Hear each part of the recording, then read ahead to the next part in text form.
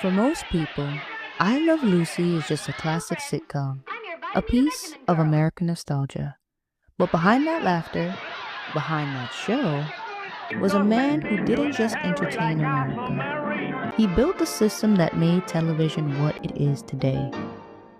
His name was Desi Arnaz, a Cuban immigrant who against all odds changed Hollywood forever. Desilu Alberto Arnaz was born into luxury in 1917, the son of a Cuban mayor and a societal family with everything. But in 1933, the Cuban Revolution changed everything. His family lost all of their belongings overnight. Their home was burned, their fortune vanished. They fled to Miami with nothing but the clothes on their backs, refugees in a country that didn't know their name.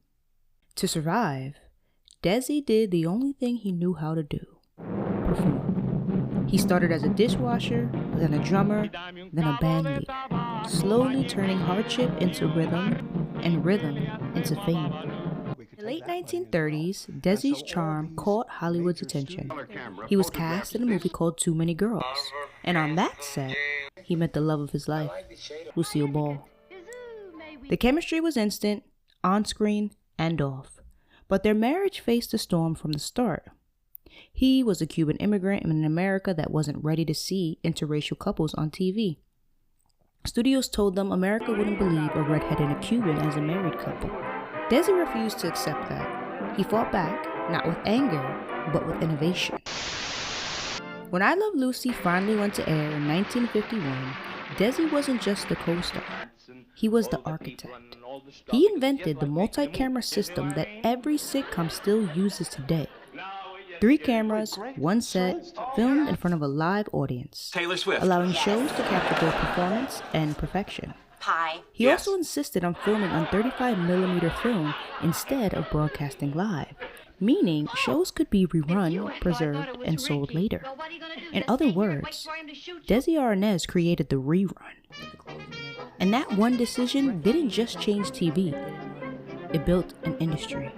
With those innovations, he founded Desilu Productions, the first major studio run by an immigrant couple. Under his leadership, Desilu went on to produce shows like Star Trek and Mission Impossible. Think about that. The man behind I Love Lucy also made Star Trek possible. He didn't just star on TV, he invented how it worked. But genius comes with a cost.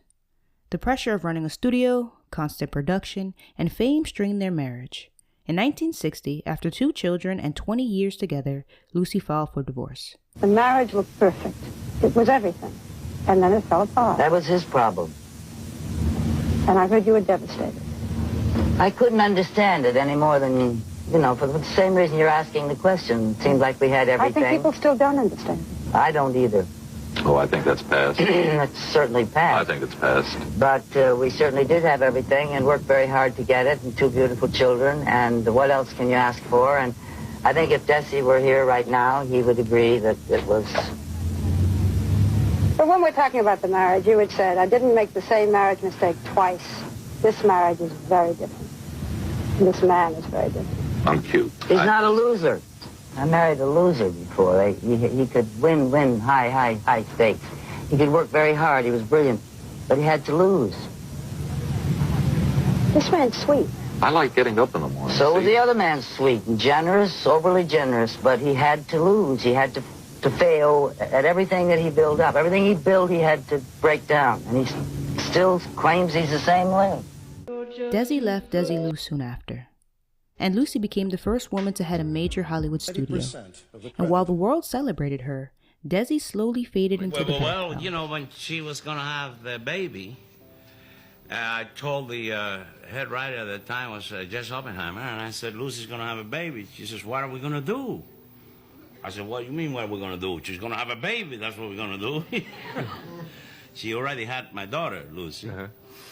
And they won't let us do the thing. You couldn't even say they were pregnant in those days. Right. They say I had to say expecting. Remembered as the funny husband, not the visionary who built the system she inherited. Today, every sitcom, every studio audience, every rerun owes something to Desi Arnaz. The camera angles, the laugh tracks, the way stories are told through rhythm, not chaos.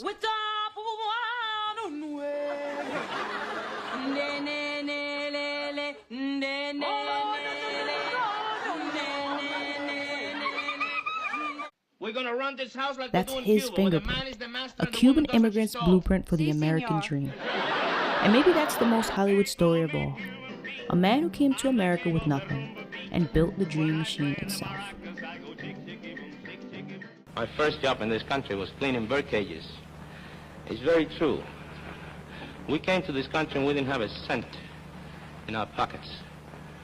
From cleaning canary cages to this night here in New York, it's a long ways. And I don't think there's any other country in the world that could give you that opportunity. I want to say thank you, America. Thank you.